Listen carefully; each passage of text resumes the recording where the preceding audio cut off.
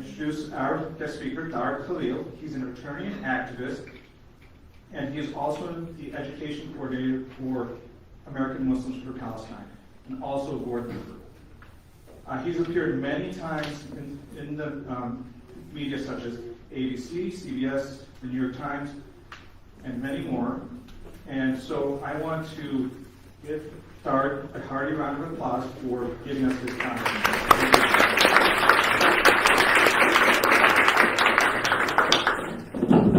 Already, I got the mic. What a good way to start. How's everybody doing? Good. I was asked, look, I sat all day today, so I'm not the really sitting type. If I kind of talked to you while I was sitting, you would get bored and I would get bored because I naturally, my voice kind of stays where it is. You can see a lot more movement, a lot more interaction, because this is a very important topic, especially as civics in this country, as citizens in this country. Because if there's ever a foreign policy topic that you should care about deeply as citizens, it's this one. This is not to say there are not other foreign policy matters that is of grave concern, but we are heavily invested in what is taking place on the ground. Our tax dollars, $3.8 billion a year, is funneled to the state of Israel. So we have a financial interest, a political interest, and as a result, we should have a personal connection to what is actually taking place, whether you're Palestinian, whether you're non-Palestinian, whether you're Muslim, Christian, Jew, it doesn't matter. So, and as I was brainstorming, I did a lot more brainstorming for this than other sessions that I've done over the last 10 plus months, because mainly what I've done the last 10 plus months is focus on very specific, in-depth material related to Gaza and the historical trajectory that led us to this point, which involves a lot of data, facts, analysis, and so on. I'll do a little bit of that in my talk, but I really want to just take you on a journey of the Palestinian experience. Now, obviously, I'm not going to go through the 4,000 plus years of recorded history in Palestine. Then we have an entire seminar over a 7-week span. Obviously, we're not doing that.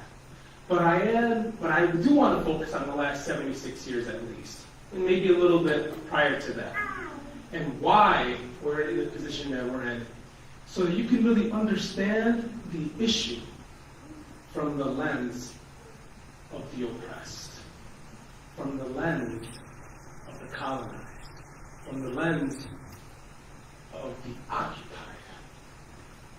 Because that's not what you get when you watch CNN, Fox News, and MSNBC and other mainstream news outlets. You don't get that perspective. So I want to do the best that I can to provide that perspective, and I would love your questions afterwards. Okay, who's ever heard of the Balfour Declaration? Okay, the Balfour Declaration was issued in November of 1917. The imprimatur of Arthur James Balfour, the Foreign Secretary of Great Britain, he issued this declaration, 67 words approximately, I believe 63 or 67 words. Basically, the declaration, I believe, is a good, not necessarily the historical starting point, but a good documental starting point that will lead us to where I'm actually getting to. If you look at the language of the Balfour Declaration itself, just the text, forget the historical context that led to that text and to its impact, but just the text itself.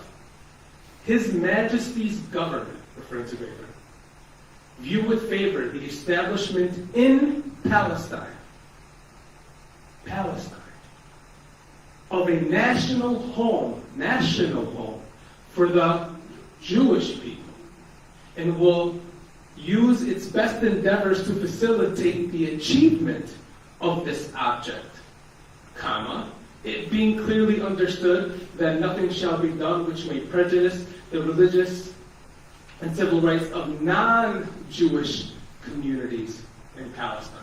or the rights and political status of Jews in any other country. Let's go through that again.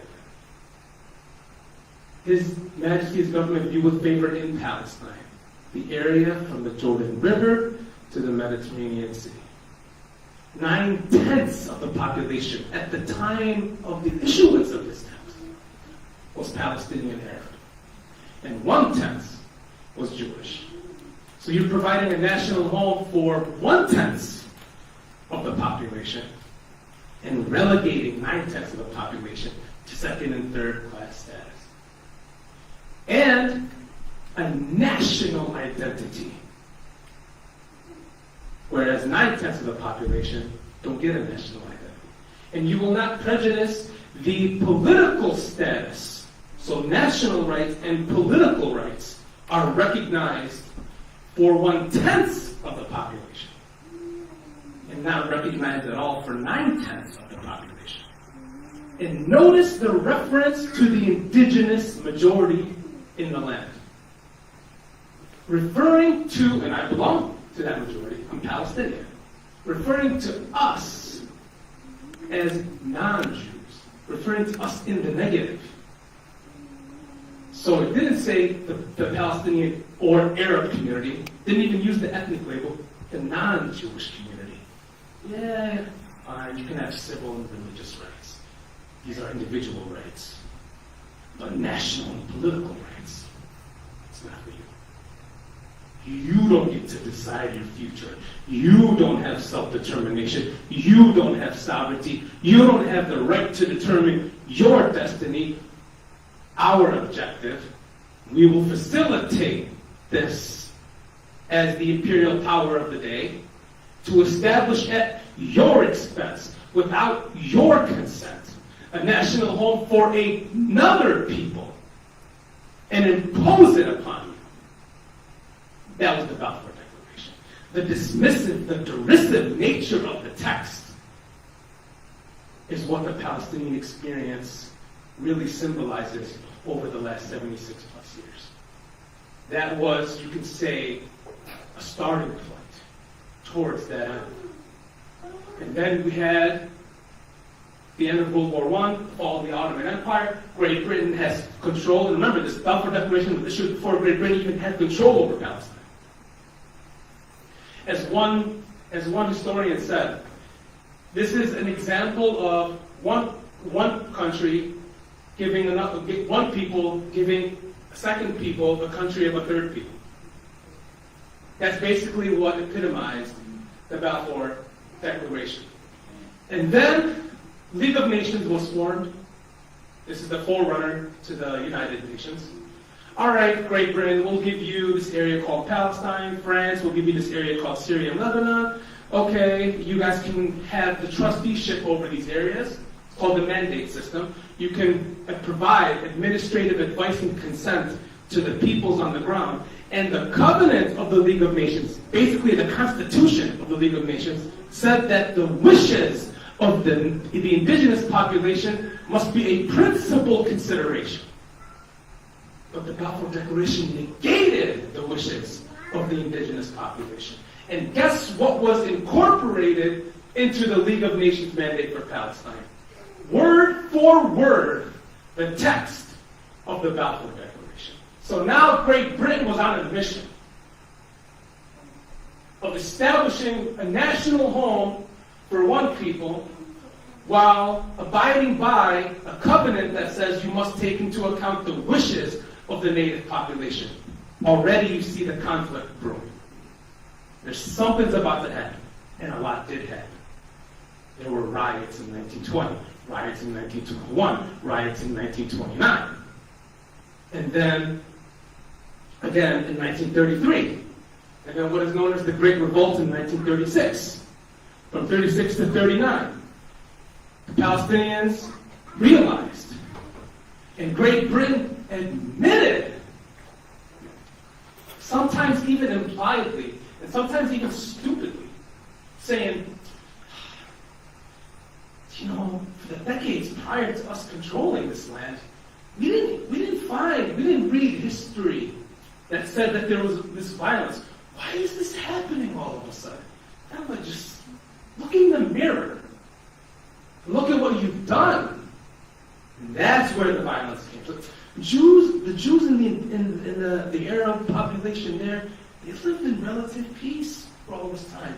What happened? Like, almost like a dumb question to ask. You are what happened. You allowing the settler colonial project to take root in this land. The Zionist project began in 1882 in a slow pace. And then since the Balfour Declaration, in an accelerated pace.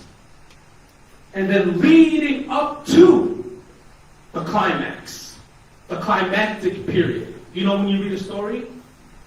You build up to the climax and then you descend. The Palestinians are still living in that climax. That's why we refer to the events of 1948 as a Nakba, the catastrophe. But we also clarify and we emphasize that what we mean by that is an ongoing project. It's the ongoing Nakba. 48 on. So when every May 15th, we don't commemorate what happened.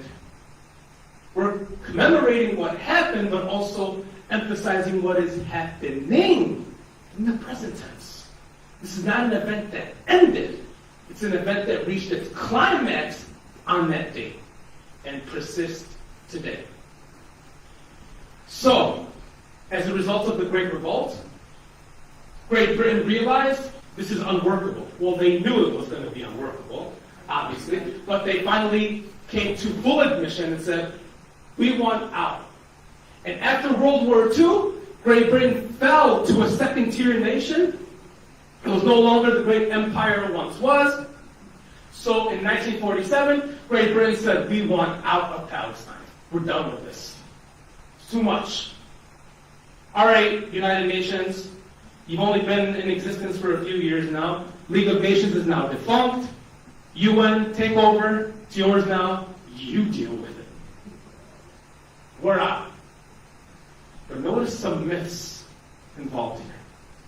If you go through the Zionist movement's meetings, the leadership, from David Ben-Gurion, Menachem Begin, Yitzhak Shamir, and you go through the earlier meetings, Theodor Herzl, etc., you won't find a single meeting, a single discussion about us being driven into the sea. That's a famous phrase now. The Palestinians wanted to drive the Jews into the sea. They wanted to kill us all, wipe us all out, even though they lived in relative peace for over 4,000 years. I get that part. But just the last 50, 60 years, it's been hell for Jews because of the hatred that Palestinians have. If you go through every single commission report issued by Great Britain, 1920, 1921, 1929, 1933, 1937, with the Appeal Commission. That was the most expensive one, the Appeal Commission. Every single report admitted the reason why the violence erupted is because the indigenous population feared for their economic and political future and opposed the Zionist project. Do you know what word you will not find in any one of those reports regarding the Palestinians? Anti-Semite.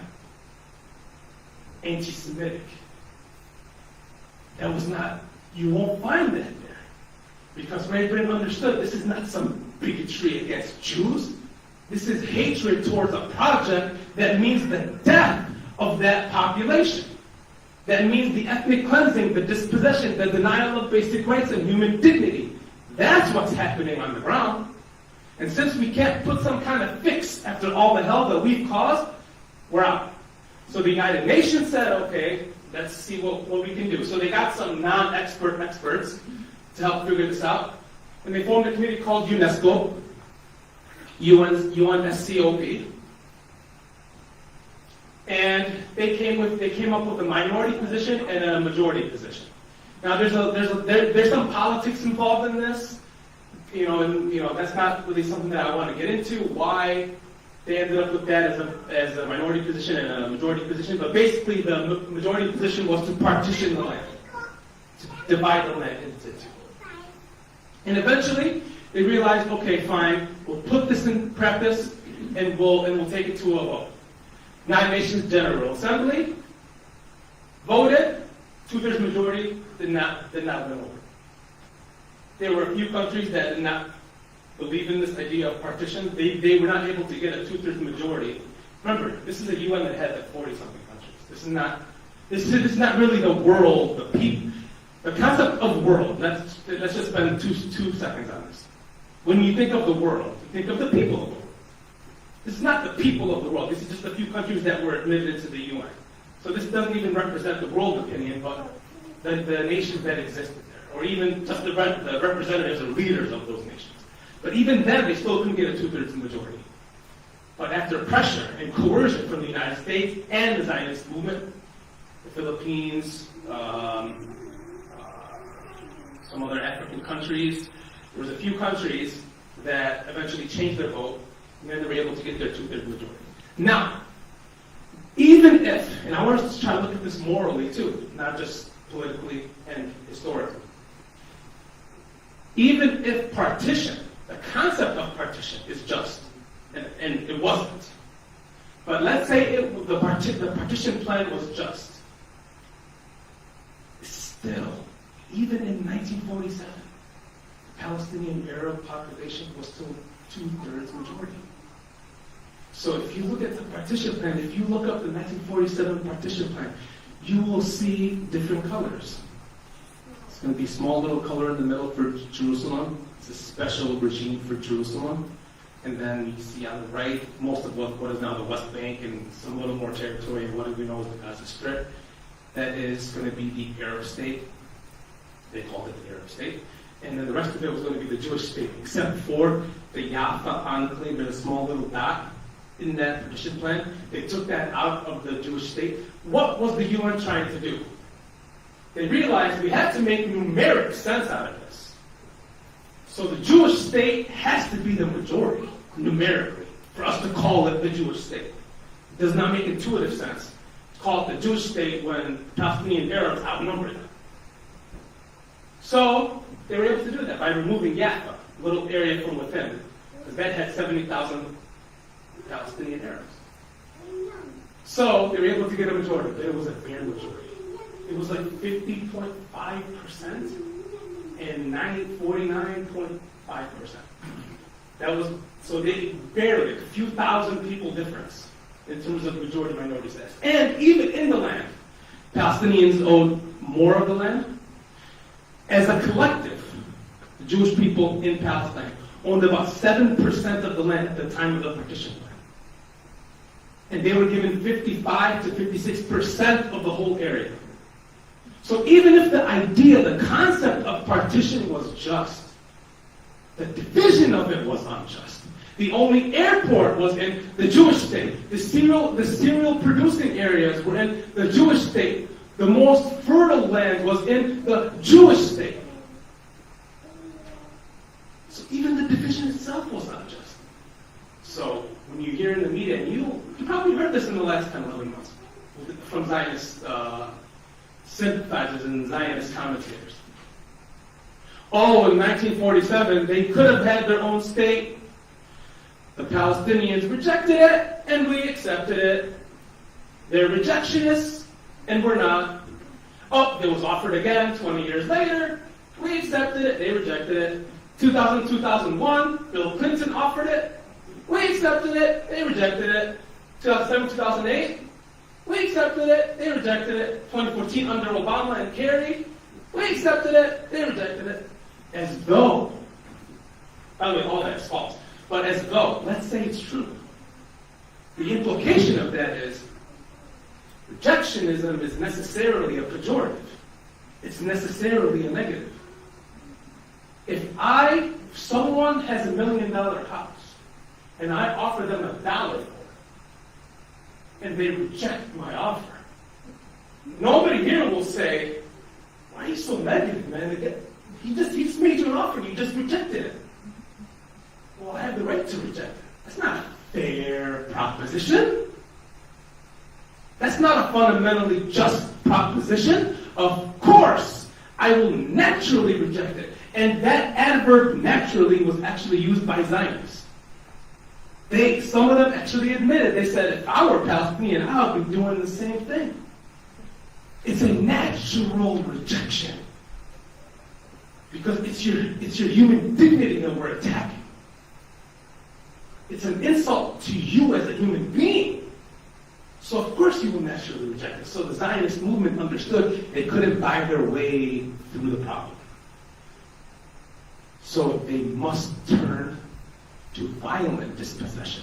Since voluntary transfer is not going to work, the only way we can have a Jewish state and Jewish sovereignty in the land, we must kick out the native population. So there's a great book written by New Masalha, it's called Expulsion, that goes into great detail about the Zionist mentality and the Zionist concept of expulsion. It wasn't always necessarily violent, but violence was always there as a necessary mechanism in case other measures didn't work. And they understood that the Palestinians were so married to their land that this would eventually be the only way. But they needed to gain the political power, and they were able to do that with the help of Great Britain. So now a state apparatus already existed from within. All that was left to do by the Zionist movement was to call it state. Just declare it. We already have all the machinations of a state in place. Thank you, Great Britain. Appreciate all the help. Great imperial empire. You gave us what we needed. Get out of here. Oh, yeah, we say in public we're afraid and we're about to get driven into the sea, but we're really not. We have power. We know that we can handle this. We want you out so we can finish what we wanted to do all along. And now, when Israel declared its state, May 14, 1948, when you hear about the refugee population, the Palestinian refugee crisis, people think of 1948, May 1948 up until 1949 or 1950. 750,000 Palestinians were dispossessed, ethnically cleansed from their homes. But the ethnic cleansing campaign did not begin when Israel was declared a state. Over approximately 350,000 Palestinians were ethnically cleansed from their homes before Israel became a state. Before Israel declared itself a state. So when Netanyahu came to the White House with Obama across from him and embarrassed him and told him the Palestinians are coming back 70 years later and they want to declare something after 70 years, even though it's been a declaration that we've been declaring every single day for the last 70 years. And he inverted the facts. Netanyahu said, the Arab countries invaded Israel, and that caused the refugee crisis. The exact opposite is what happened. It was the refugee crisis that caused the Arab invasion. The Arab states were seeing the influx of refugees coming from Palestine. This was before the state was declared. That is a significant inversion of history that we need to understand. So it wasn't, Jews, they have a state, let's go attack. No, it was causing hell for the indigenous population. And we're seeing the effects of it here. And then they enter. But it's presented as David versus Goliath. And the Nakba is presented as the war of independence. When you think of independence or a war of independence, what comes to mind? But what do you when someone says this country fought its war of independence? You just without knowing any facts, there's an imagery there. Foreign colonial power, oppressor, and fighting for freedom. I mean, these are natural things that come to mind. You're the oppressor. You're fighting for independence. You're the colonizer. You're fighting for independence, but it's a trick. It's a way to present the narrative in a way to gain sympathy. When you think war of independence, you think fighting, struggling for freedom, struggling for liberation, struggling to remove a colonizer, like Algeria did to the French. That's what comes to mind. But in Palestine, it was the exact opposite. It was the oppressed that were fighting for independence. And that's why it is known as a Nakba, a catastrophe. If this represents a catastrophe, but it represents a war of independence for another people, there's got to be something wrong with that presentation. Both can't be right. One has to be wrong. Simple as that. So, better armament, more troops, better intelligence, better organization. Israel had the upper hand in every facet of warfare.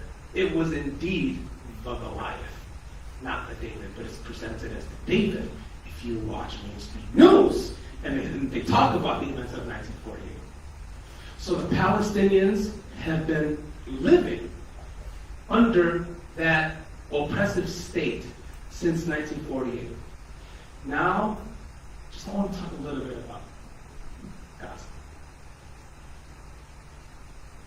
Approximately 200,000 of that population was kicked out, and they went to Gaza and made refugees where they currently live today. 80% of the population in Gaza, which is 2.3 million. 80% of that population are refugees from 1948. They were deprived of their right to return to their homes, legally enshrined under international law. They were deprived of that right. And for 20 years, the Palestinians that remained in what became the State of Israel, approximately 160,000, lived under martial law. And then when Israel captured the West Bank in 1967, it transferred that martial law system to the West Bank and now operates a brutal military occupation in the West Bank. And then Gaza, as a result of many years of history, 2 intifadas, which essentially means shaking up. Israel punished, especially the people of Gaza, in 1987 because of the Palestinians in Gaza, telling the world, we will not accept to live as subhuman. We will not accept the subjugation, the oppression, the denial of basic rights. We do not accept that. So Israel said, oh, so you want to fight back? We're going to make life even stricter for you. And a wall began to be built around Gaza. That was fortified and completed in 1996. It was completed under the dovish leader, Yitzhak Rabin. Remember at the White House lawn? The infamous image?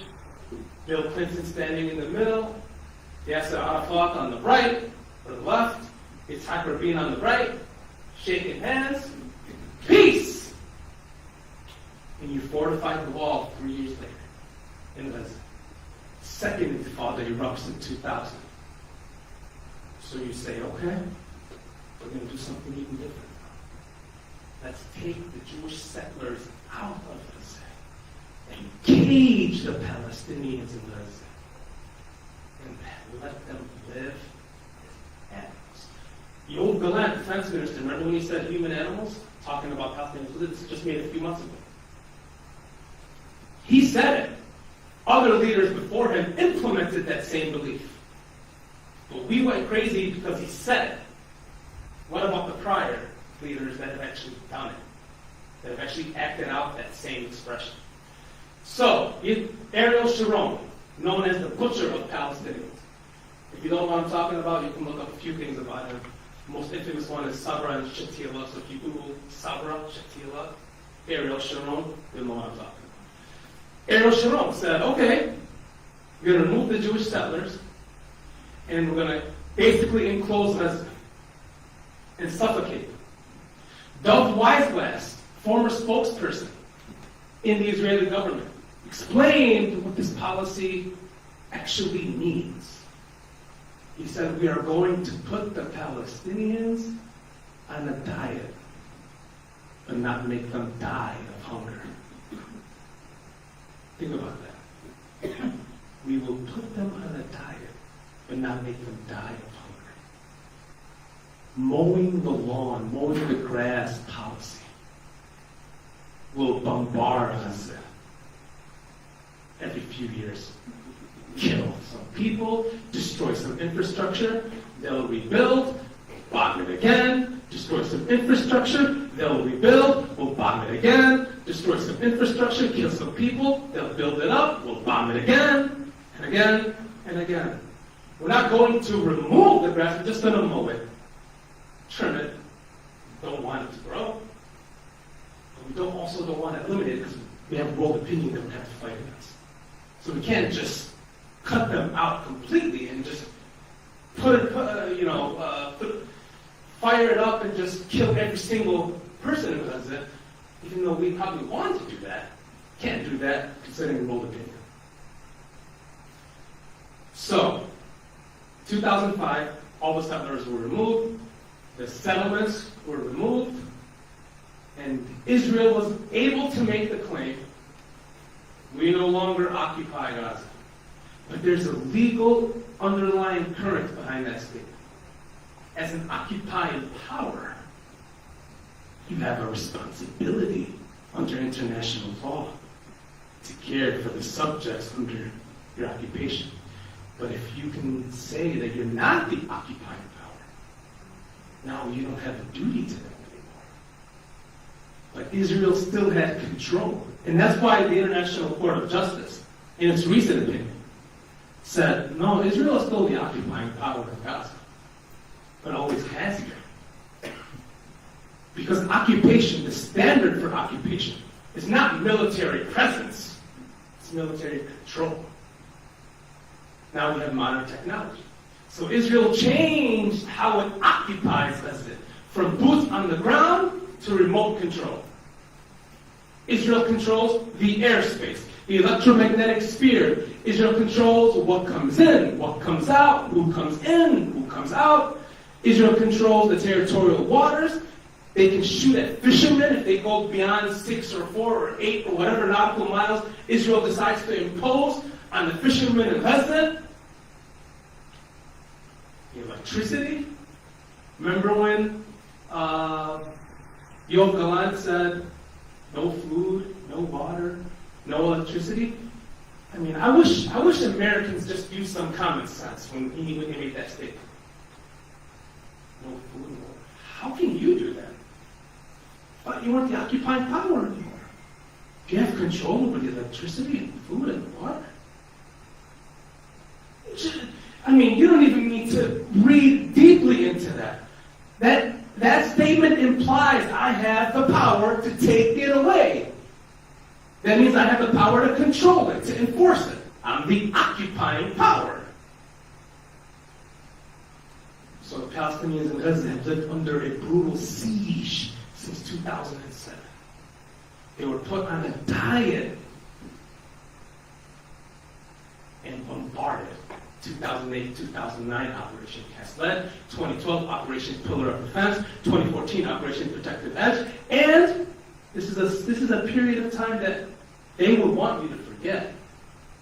But if you look up the Great March of Return, GMR, 2018 to 2019, Palestinians in Gaza marched peacefully, demanding two things: the end of the siege and the right of return. Repatriation. Over 200 Palestinians were killed with snipers because of those two demands. And because of their willingness to collectively come together and march and demand what is right. So even during so-called, what Israel would call terrorist marches or terrorist infiltration, or whatever it is. Well, what the world community understands are just peaceful rallies, peaceful protests. the very thing that we hold dear here in the United States. If you ask members of Congress, do Palestinians have the right to protest for their rights? And of course, if you present it generally, they'll say yes, but then if you give them that example of the Great March of Return, oh, Israel has the right to defend itself. Critical thinking is gone. Now it's talking points. Talking about Israel now? Okay. I have 5 things I have to say. I'm just going to repeat them, say them verbatim. I don't care if they make any sense, but I'm going to keep repeating them. 2-state solution. If you're a Democrat, if you're a Republican, Israel should have full sovereignty over the whole area. Palestinians should not get equal rights. They should be able to move Jordan as Palestine. You know, just basic, just depends on which aisle you fall in. Depends on which group you're with. One is racist to this extent, one is a lesser racist, but racism is still infused in those talking points. Because Palestinians are relegated to second class and third class and subhuman and otherized status.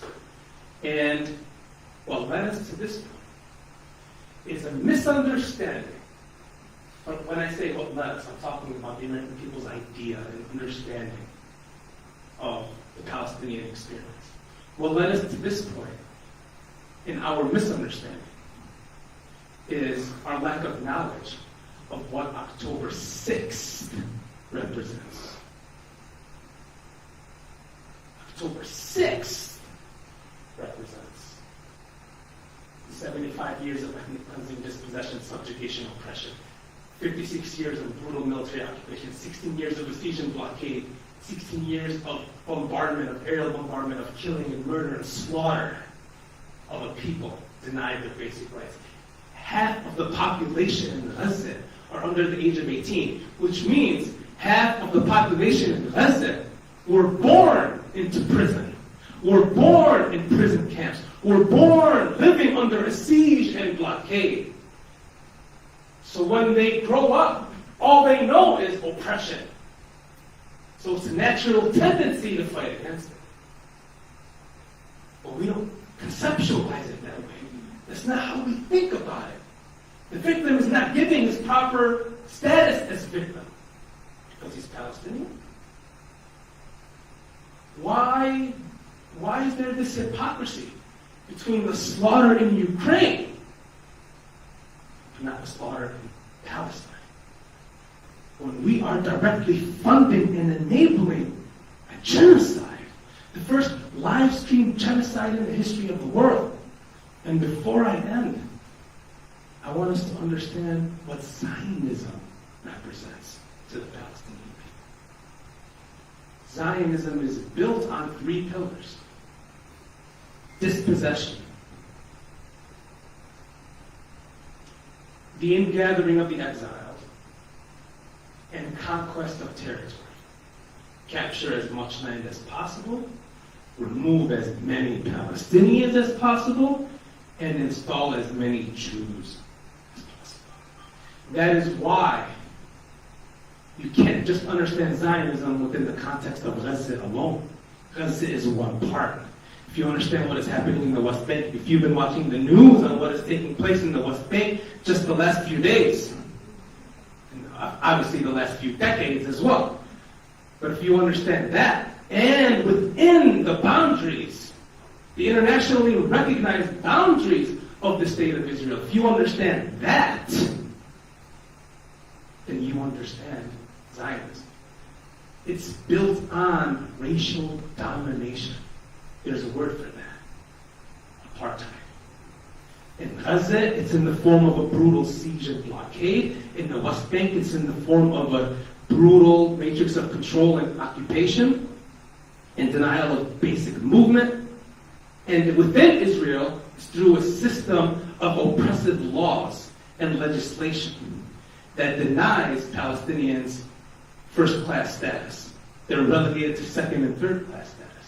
That is why the Supreme Court in Israel, the liberal court, when a Jewish citizen said, I want to be an Israeli. Now, us here, we're probably thinking, what's so wrong with that? You live in America, you're American. You live in Israel, you're Israeli. It's a simple proposition. All right, fine, you're Israeli. Court said, no. Can't be Israeli. There's no Israeli nationality like there is American nationality. You see, in America, at least on paper, constitutionally speaking, if you're from Guam, if you're from Poland, if you're from Mozambique, if you're from Angola, if you're whichever country you're from, China, it doesn't matter.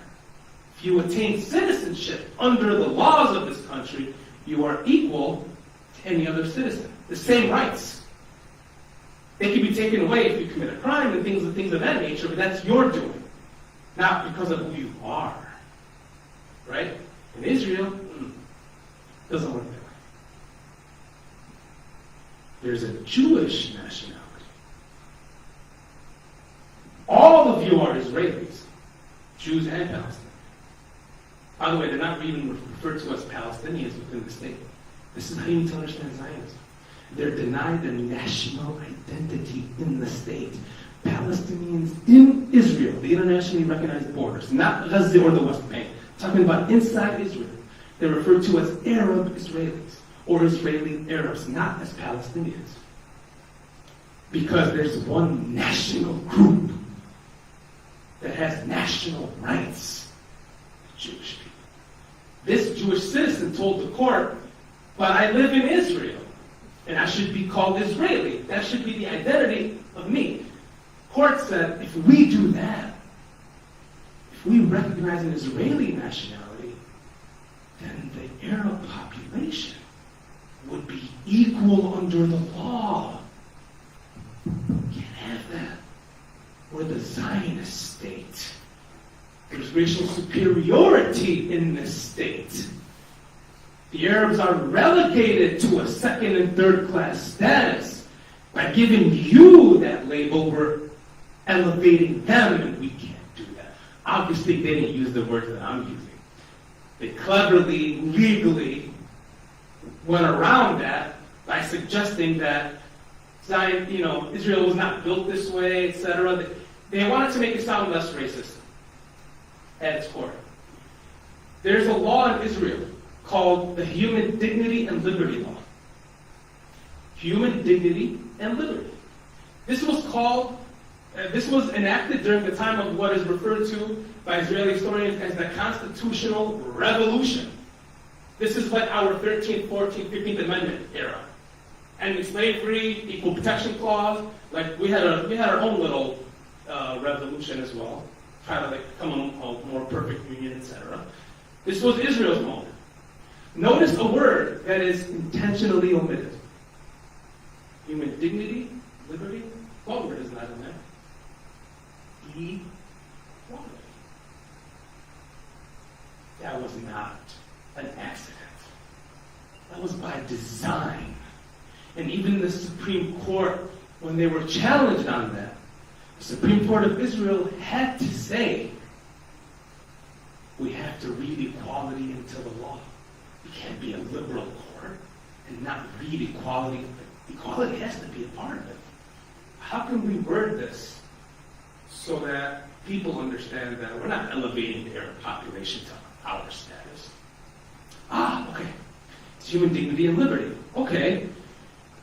Equality to the extent that it is consistent with human dignity and liberty. So equality up to a point. Then no more equality, basically. It's a clever usage of the word equality. When you read it, equality. There is equality. No, there isn't. Read deeply into it. Because if you understand Zionism, and if Israel is still the Zionist state, you have to. Because when I was reading, I had to read that several times. There's no way they read equality into the law. Let me look deeper into this, because if it's the Zionist project, there's no way that could be possible. And it surely wasn't. So this is how you need to understand the Palestinian experience. Indigenous population, their land taken from them, their land stolen from them. A new state was imposed upon them, and they've been living under that oppressive system, aided and abetted now with our tax dollars and U.S. weapons. And that is why as civics in this country, we have a duty to remain engaged heavily.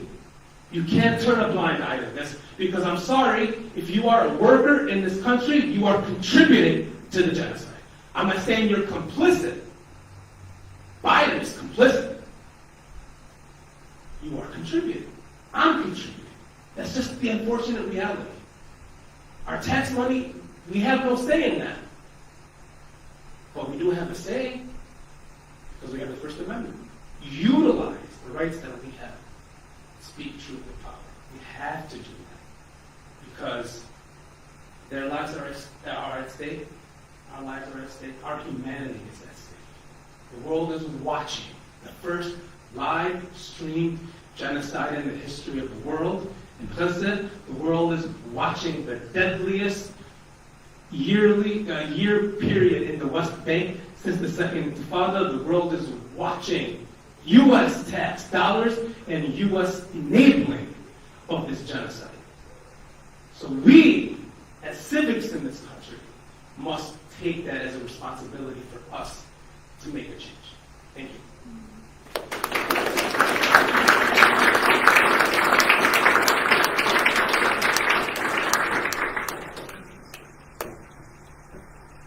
Thank you very much, Tarek. That was a very illuminating talk. We appreciate that. Now we're going to open up to questions and answers. Right? So if anybody has a question, this is the way we'll do it. Raise your hand, and I'll come over to you, and you can ask your question to the speaker.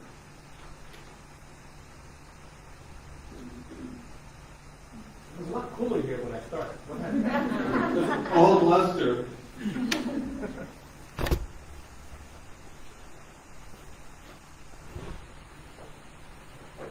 Hello. You spoke a little bit about Biden's complicity in the genocide. I was wondering if you could maybe talk a little more on why politicians, political class, whatever you want to call it, are so invested in propping up Israel at this current time. And throughout its entire history, of course, but especially. Political success. I believe that a lot of politicians are embedded into this, I must support Israel or else I won't get elected, or it could harm my chances at success. I mean, look at two recent elections, for example. Jamal Bowman and Cori Bush. AIPAC funneled millions of dollars into their primary election to make sure that they're not being elected, and they were able to achieve that. They were not able to remove Ilhan Omar from power, but that kind of work is what I believe. That kind of influence, I believe, is what inspires politicians to support Israel, because they feel like it will give them a better chance at political success, and that's why we need the political empowerment within our communities and our constituencies to make sure that that does not sustain. And look, the polling data suggests that that will not sustain itself moving forward, because the younger generation of voters have already crossed the threshold into sympathizing more with Palestinian concerns. If you look at the Pew Research, if you look at Gallup polling data, if you look at Opiniac and others, you will see that the trend is moving in that direction from 20-year-old Gen Zs and the young millennials. They're more progressive in their politics, they're more progressive in their ideology, and I think that will eventually make a huge impact on future elections.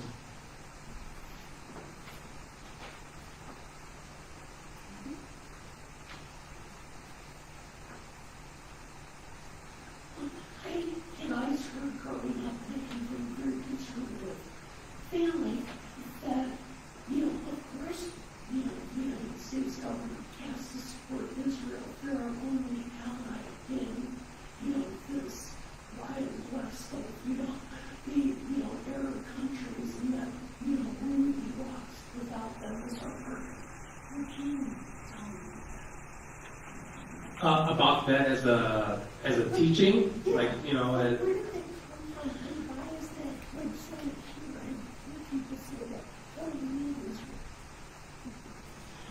a lot of misperceptions and misunderstandings. There's especially there's a pre-Cold War logic behind that statement and a post-Cold War logic. Pre-Cold War logic is it's the buffer in the Middle East against communist infiltration. Obviously, that didn't hold any authoritative weight. But now that the Cold War is over, where's the logic going to go now? And that is, well, if you support Israel, there's intelligence gathering between the two countries. Look, even if you look at it in terms of balancing act, and let's say there is some kind of benefit of having Israel as an ally. Obviously, the cons outweigh the pros heavily.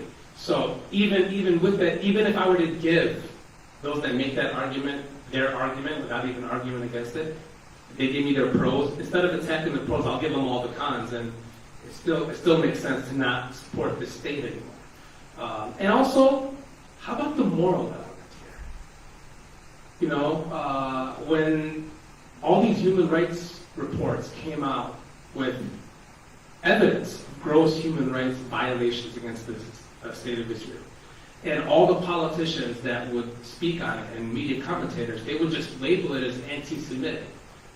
That's not going to work anymore, especially with these younger folks. That kind of labeling, no, you have to respond with evidence. You have to say, this is wrong and here is why. But they won't do that. I actually challenged somebody on that. I said, okay, can you find me one factual data in the Amnesty International report declaring Israel an apartheid regime? Can you find any factual data that is incorrect? Just point it out, present it to me, and we can just start the discussion there. But if the factual data is correct, what are we arguing about? What are we arguing about? So the violations are accurate. They are happening. Why would you want to fund that? I asked the politician once. I met a lot of politicians. I asked them multiple times, actually.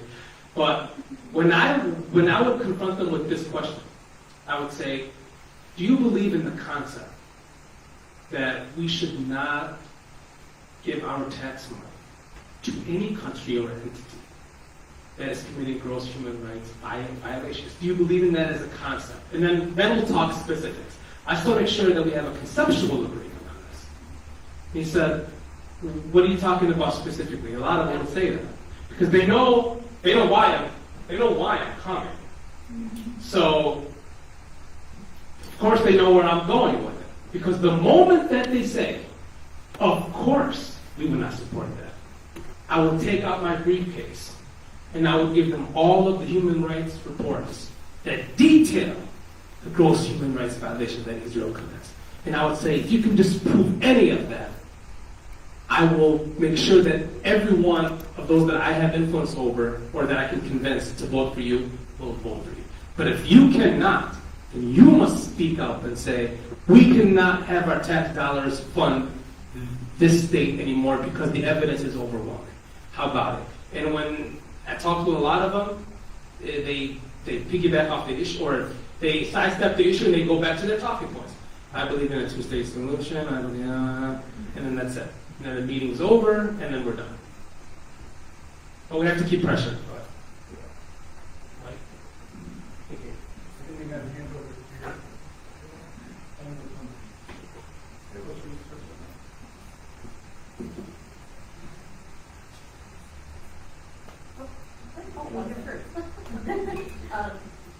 What is it that we can do? You know, so I work at Stack High School, and one of the staff, she's from Palestine. Every lunch period, she goes You're by out. Little Palestine. Huh? You're by Yes, Little I Palestine. am. And that's why I'm here, to learn more. She calls Sean Caston's office every day, and she says, I feel like I'm wasting my time. And being active in other things, I've learned that our voices do matter. Do you encourage that we make phone calls to our representatives regularly? You know, because this is, I mean, it's beyond ridiculous just how many lives lost every damn day. How many more killings will it take before something is done? What can we do to help make this stop? Yeah, and for those of you that don't know who she's talking about, he's a congressman, Sean Caston. He's in our district, actually, as well.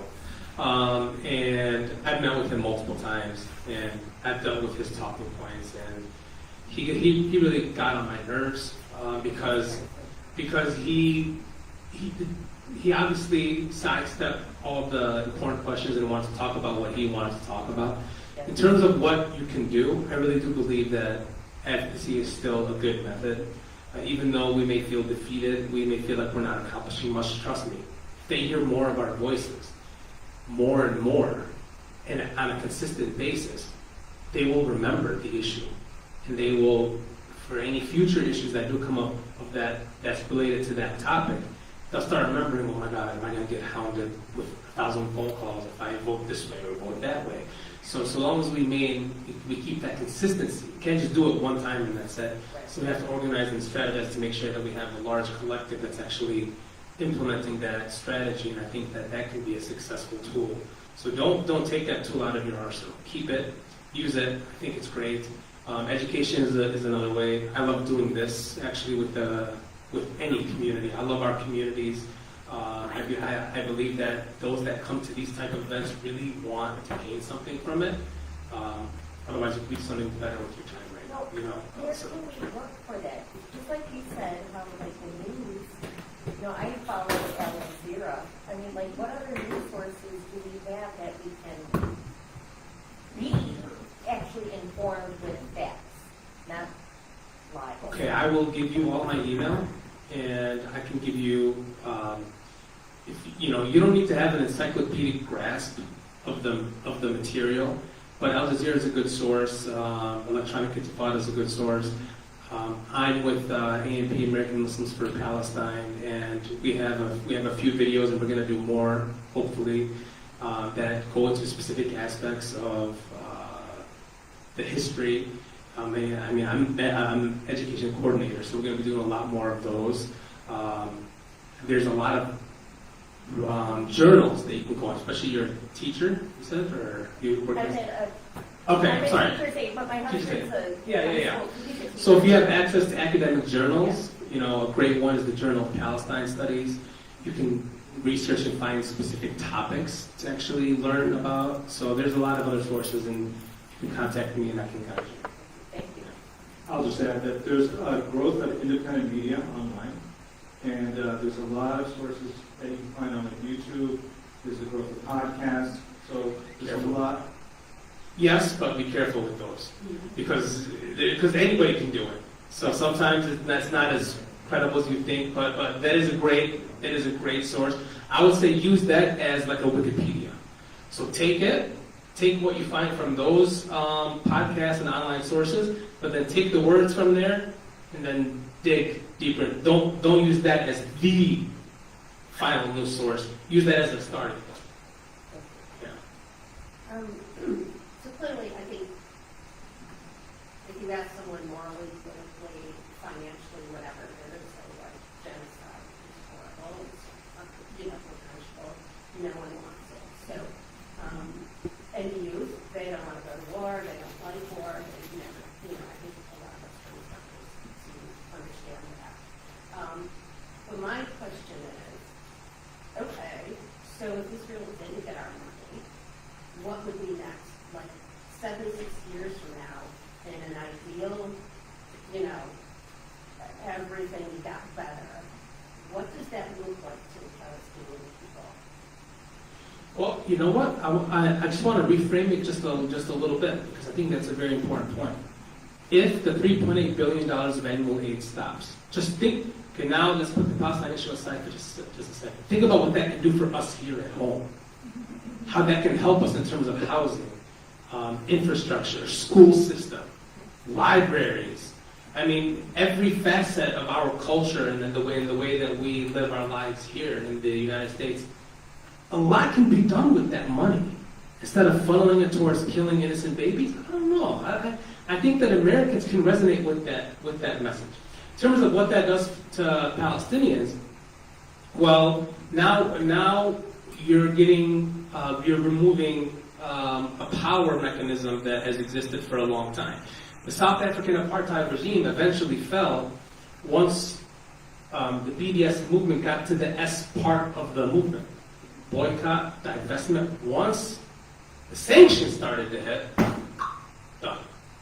Because once the U.S. said we're out, and all the businesses and all the countries pulled out and didn't want to support the regime anymore, the regime ultimately fell. So that will be a tipping point. So that's the whole, like, you know, oh my God, this investment, don't even say that. You say this investment, you're You're anti-Semite. Or anti-Semite, all that kind of stuff. So even putting that aside, I truly want to understand, what do the people want? Do they want their own state? Do they want one state and equal citizenship? Like, what do they want? Like, when Biden says, I'm really working for a ceasefire and I think we should do two states. Okay. Is that what the Palestinian people want? Or is that just more blowing smoke from politicians? I really think, you know, I came here because I'm like, well, this is someone who really knows Palestinian people.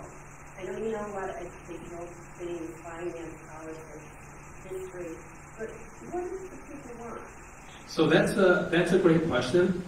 I don't think I can give you an answer in this capacity that I came with today, which is under the rubric of AMP, because we don't take a position, specific position on that. Our mission is to make sure that we educate the people on the history of Palestine and pressure politicians to enact legislation that supports Palestinian rights. Look, if we can just get to the part where the oppression ends, that's really the key. In terms of the style of what governance is eventually established, the Palestinian people on the ground, I think, would have a bigger say in that. I think that the Palestinians that are actually living under that oppression directly should make that ultimate decision. But at the end of the day, you have to remove the structures of racism and violence and oppression that actually exist. You remove that, and these kind of, I would call them secondary questions about what demarcation of land should belong to this group or that group. Or, so long as the structures of oppression exist, those will still exist regardless. Those things will still exist regardless. And so if we can remove those structures, if the apartheid system would fall, then something more organic will come in place. There's going to be a lot of Palestinians that will say at the end of the day, we want equality for all. And that kind of spells a one-state solution. Just a quick comment on the one-state, two-state thing. Understand that the Zionist movement, the liberal strand, wants some kind of demarcation of land. Why? Because remember, they're still Zionists. But they believe in a more pragmatic approach. Okay, we kicked out a lot of Palestinians, we captured a lot of land, let's just take this part and keep the Palestinians in that other part, and we'll still have a Jewish majority. I mean, look at the racism infused in that. I mean, we'll still have a Jewish majority. But there's a problem with that. And I asked Zionists this. I said, what if in that future state, Palestinians organically become the majority? Are you going to implement another ethnic cleansing campaign to kick them out?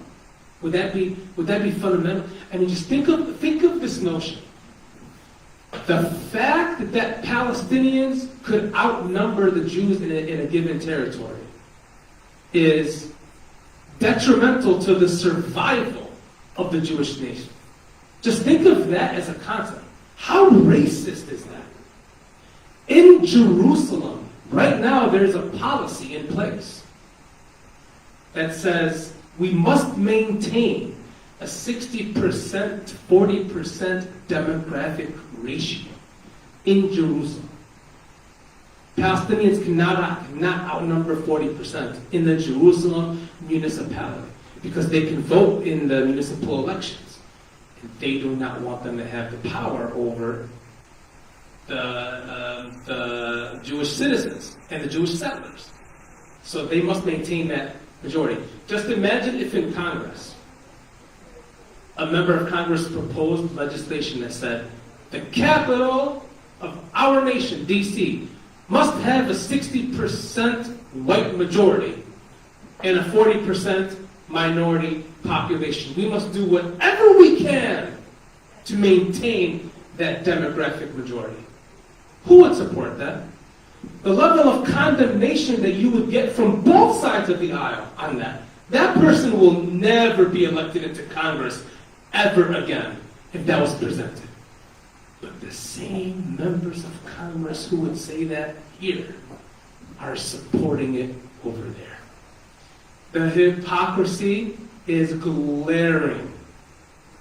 Well, Americans don't conceptualize it in that way, and it's never framed in that way. And that's why we have to frame it in that way so that we can open our eyes and see it for what it actually is.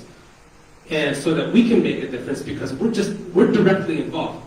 This type of speech, this type of talk would have less effect if I gave it in Denmark. I mean, the citizens there would say, okay, we agree with you, so what, now what? Like, what do you want us to do? We're not doing anything. They're really not. They're not involved in it. So, okay, you learned something, thank you, bye. Let's go have some tea. But here, it's influential because of what our government is doing.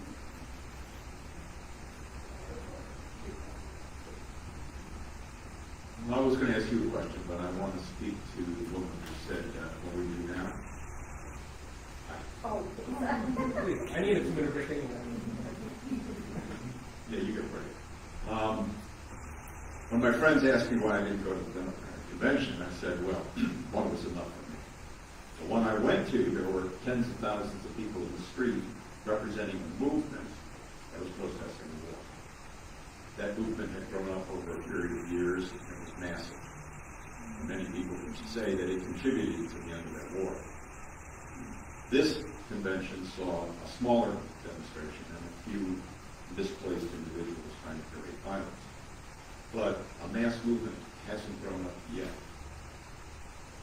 One of the lessons we also learned from the fight against the Vietnam War, that as well-intentioned as tax issues were, it was ineffective. It did have some effect in the boycott with South America at the time, South Africa, but that also grew out of the movement, which built over years. Personally, I think we should build another movement to oppose another war and seek peace.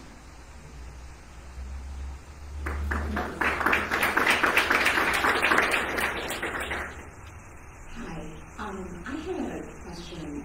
This is something that's come up when I've tried to discuss Palestine and the genocide happening there with others, and that is the question of how do I respond when somebody says, well, yeah, it's not right, but Jews were the original people there under the Bible, so so they're the real indigenous to that land. And how can I respond to, how can I best respond to these individuals? Palestine is a land with a 4,000 plus year history, of recorded history. Okay. You know what? I'll just say it simply like this. Palestinian is an identity that, and usually identities are formed in relation to the other. That's how you formulate an identity. If you're all the same, you don't really distinguish yourself because you're all the same. But if there's someone else, you can say, okay, here's how I can distinguish myself, and that's how identity is basically formed. That's a very simplistic way of thinking of identity. There's more to it. Obviously, I think you can get a degree in this. So obviously, I'm not expert on that, but that identity took on various forms throughout this 4,000 plus year history. And one's ethnicity or ethnic background, or even racial background, or religious affiliation can be tied with the same identity. So you can have differing attachments. So you can have a different religion, you can be of a different race, different ethnicity, and still belong to that identity that has changed over time, and even the label has changed over time. So just in terms of the religious angle of this, when Judaism came to the fore, the Palestinians that lived in Palestine embraced Judaism as a faith tradition. When Christianity came to the fore, the Palestinians in Palestine embraced Christianity. When Islam came to the fore, The Palestinians in Palestine embraced Islam. Notice how there's a change in religious label here, but the identity is the same. It's the same people. And it's a conglomeration. It's not, Palestinians are not a monolith. That's the issue. And if you look at, for example, during just recent history, the British mandate for Palestine, everyone in the land was Palestinian. You were Palestinian Arab or Palestinian Jew. But Palestinian was the overarching identity. Because the area is known as Palestine, that's what made sense. That's what historically made sense, the flow of the word. Palestine was called Plashat, Jahi, Palestina, Kaisara, Palestina, Palestine. So there's an evolution in terms of the labeling. But the people there have always existed there. And they've grown over time. And that is why I would never deny Jewish indigeneity. Those that are Jews from Palestine. They're indigenous to the land of Palestine, just as Palestinian Arabs are indigenous to Palestine. But Israel was not created by those Jews. Israel was created by the Ashkenazi Jewish Yishuv, a European community. That's why Great Britain was so enamored with that group, because they wanted to install a European people in that land, a foreign people into that land. And Great Britain even acknowledged, they said, the Jews that were living in this land, they didn't beg for this Balfour Declaration. It's the Jews from outside that were begging for it. Those that lived there were not begging for it. Those from the outside were begging for it. There's got to be something wrong with that picture. Obviously, this is not an indigenous rights movement. It's a settler colonial movement. You want to settle the land, colonize the land, and kick the indigenous population out of that land. That was the whole premise of the movement. So in terms of identity and who got there first and whatnot, even if you want to give them that argument, even if you want to say, fine, Jews were there first, what does that mean? Does that mean that Palestinians don't have the right, after being there for thousands of years? Are you saying that, oh, this was my home 3,000 years ago, get out? If you're going to accept that as a premise to the argument, all of you get out, because this is Native American land. If you're going to accept that as the premise of the argument, everyone who's not black should leave the earth, because the original people, come on. This is an argument, if you stretch it to its logical extension, it will sound ridiculous and absurd, and nobody will embrace it as a legitimate and fair-minded argument. This is more a comment. It kind of addresses what you had asked about, which is by the 1880s, if you look at the census data by the Ottoman Empire, which controlled this area, there was approximately 10 to 15,000 native Jews living in what is today Palestine, Israel.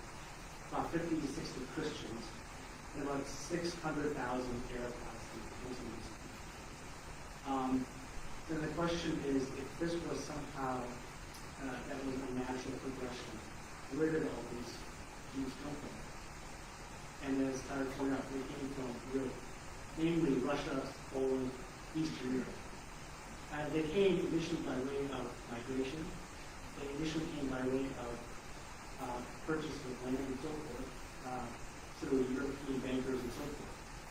But I think what's really important, the point that needs to be really made is that the Zionist movement, since its inception, which became much more obvious in the 20s, 30s, and later on, was a movement that was rooted in violence.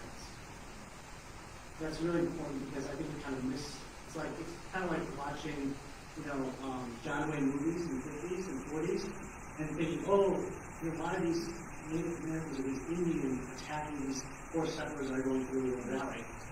It's that kind of scenario, which is in order to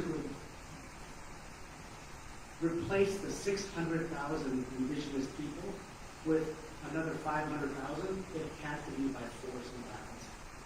And if you study the history in some of the books that are listed in the back, That's exactly what happened. So please bear that in mind. It didn't happen by, people just coming in, going, or leaving. It was by force, by violence, and that's rooted in almost every single religious nationalist movement. The one you see in India today in Modi, the one you saw in Serbian nationalism in the 1990s.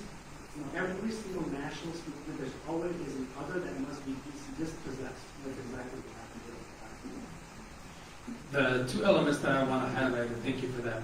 The two elements that I want to highlight about Zionism is that, yes, just the mere fact that you're a nationalist movement was not necessarily the problem from the Palestinian perspective. But there was another concept infused in the nationalism known as Zionism. That's settler colonialism. The settler colonial component infused with the nationalist component is something that the Palestinians could not tolerate. The mere fact that you can say, I'm a Jew and I have the right to self-determination, no one's opposing that. Well, that would be anti-Semitic. You don't have the right to self-determination for the mere fact that you're a Jew. That's an anti-Semitic statement. And we should all fight against that kind of bigotry. But to say, no, you can't have my home that I've lived in for thousands of years and kick me out and take away my livelihood and deprive me of my right to return to my land just because you believe in this project of establishing a state for another people. No, I reject that wholeheartedly because it's a political project. It's not this freedom-loving movement for your people. It's a movement to impose on other people on the ruins of another nation. That is what caused the impasse and eventual violence and eventual takeover of Palestine. Can you discuss a little bit just on the recent history of Hamas becoming a political I was organization? waiting for the H question. Well, and how all Palestinians don't actually identify with Hamas, the political organization. Because a lot of times we hear that the people that are receiving this genocide voted against it when it's not the case. So you can actually Okay. So I want to talk a little bit more fundamentally on this issue.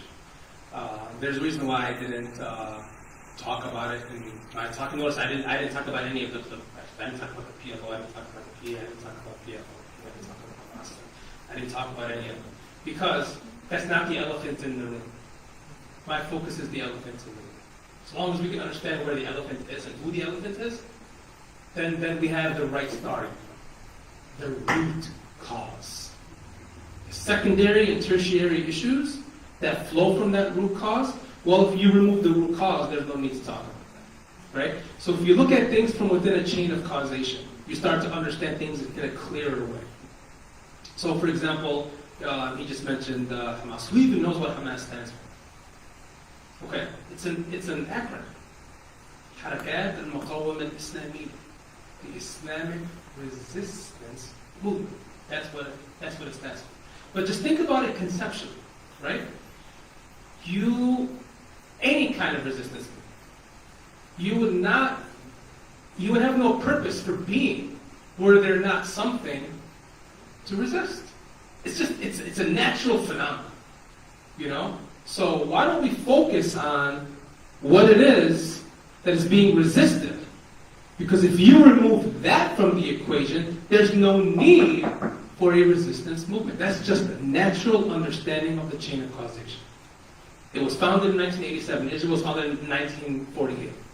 Nearly 40 years apart between the two. So obviously, it's not the cause, it's the effect of what has gone on over the decades prior. So that's how we need to understand things in a fundamental way. And in terms of voting and all of that, look,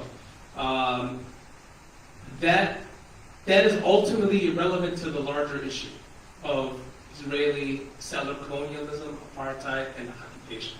Because regardless of which political faction you're talking about, that system of violence and oppression will still exist regardless. So that's just one name. If that name wasn't, by the way, the occupation existed before that name even existed. The apartheid regime existed before that name even existed. The Israeli settler colonial project existed before that name even existed. So all of this was in place, and I could have given this talk in 1986. I mean, I was only a year old, but you know, if I was this age, I still would have been able to give this talk. It did not add to the fundamental equation. It added to the story, but not to the fundamental understanding of why we got to that point. Right? So that's how I want us to understand things, and not look at the secondary and tertiary issues. That's how they would want us to look at it, the media and so on. They would want us to perceive it in that way. They want us to use a particular time period and focus on that as the right time period, when us, as educators and those that want to learn more about a particular issue, we have to look at the fundamental root cause of these events or phenomena or violence or whatever it is. And from there is how you can properly understand. So if anybody wants to ask me, how do I learn more about Palestine? I don't give them a book about the last 20 years. Okay, you probably gain something from that, but you won't really know how to talk about the issue unless you understand the root cause. And so I would point them in that direction first. And from there, you can start, building on that. You need the foundation to have a structure in place. You can't have a structure without the proper foundation. You need the base. And that's how I want us to think about it. So it's a good question, but really not relevant to the fundamental issue.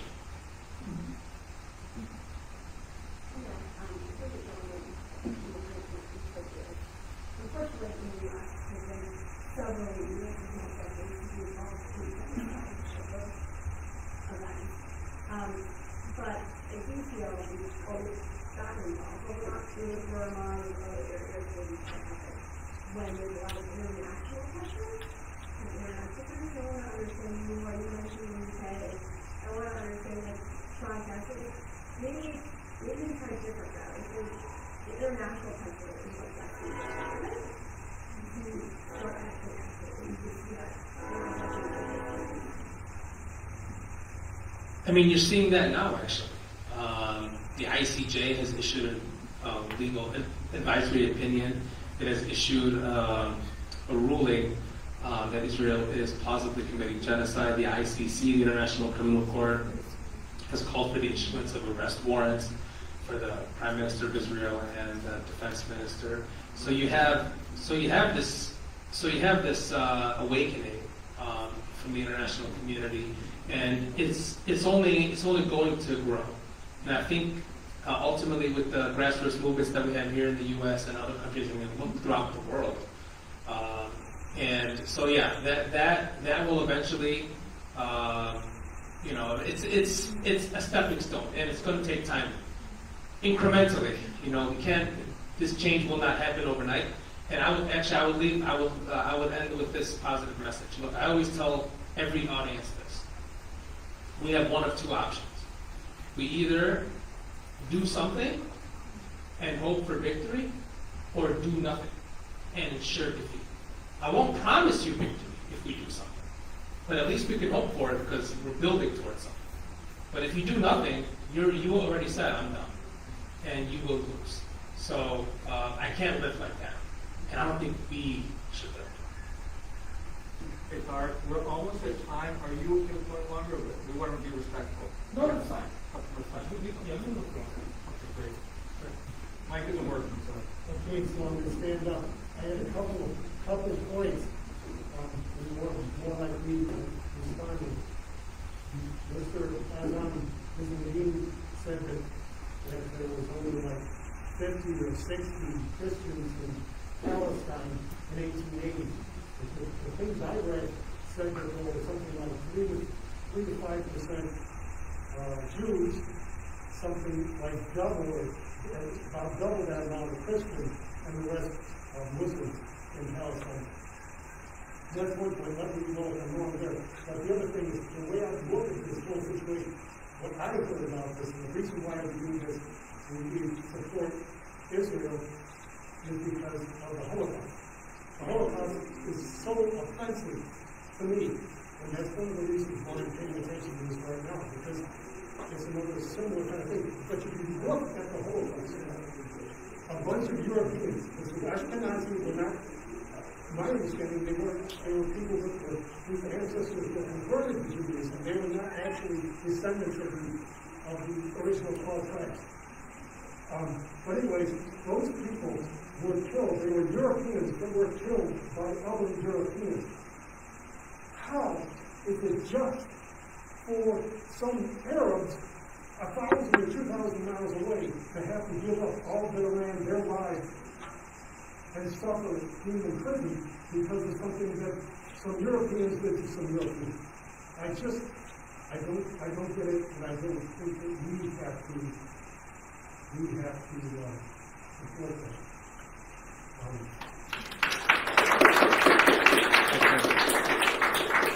We have another question here. My question is about America's involvement and historical involvement. And I guess, can you speak to the way that religion has been part of the whole picture? Or am I wrong in assuming that? So there is this framing that the conflict in Palestine is a religious one. It's not. I mean, American support for Israel It's based on some religious. Yeah. From some members of Congress, they have this they have this evangelical understanding that's rooted in this notion of premillennialism, and this it's called a dispensationalist eschatology, which essentially means that the second coming of Christ will come down, and this is actually an anti-Semitic concept. Come down, all the Jews will be gathered in Palestine, and you either convert or you'll be killed and destroyed, and you'll burn in hell. So it's this anti-Semitic notion, but CUFI, Christians United for Israel, for example, they support this concept. And so you have these evangelical right-wing Christian Zionists that are members of Congress that do believe in that eschatology. But that's not the majority. Actually, I don't know if they are the majority, but it's a growing number. And the rest support Israel for political reasons, for economic reasons, and so on. They cannot justify it morally. None of them can. So that's where we should come in and really infuse the moral elements in this so they can understand it. And have more political power so that they can understand that their political future is on the line if they don't support Palestinian rights. So that's really, I think, where we're ultimately heading. I will ask one question. I think some important issues. Anti-BDS laws that have been passed in this country. Can you speak to that, please? We are the first state to pass an anti-BDS law, Illinois. We're actually the first state, and it's a growing number. If you go to a website, Palestine Legal, they will go through every single state and the differences between the laws in these various states. There's a reason why there's a growing movement of these laws, is because the BDS movement is actually growing. So the boycott, divestment, sanctions movement against Israel until it complies with international law, it's a movement that is growing, it's becoming more powerful. So as a result, the current against it must also be growing and powerful as well. So it's a testament to the great work that activists are doing on the ground. So I believe that these anti-BDS laws will eventually reach their end, because it does probe into or violate the First Amendment in some way, even if it's not as direct as we know they want it to be. But eventually, if this persists, eventually, I don't think that it can survive much longer, especially with the current moving in the right direction with the younger people sympathizing more with Palestinians. So I do think that will eventually come to an end. Great. Thank you very much for all your time, Father. And thanks everyone for coming out, all your concerns.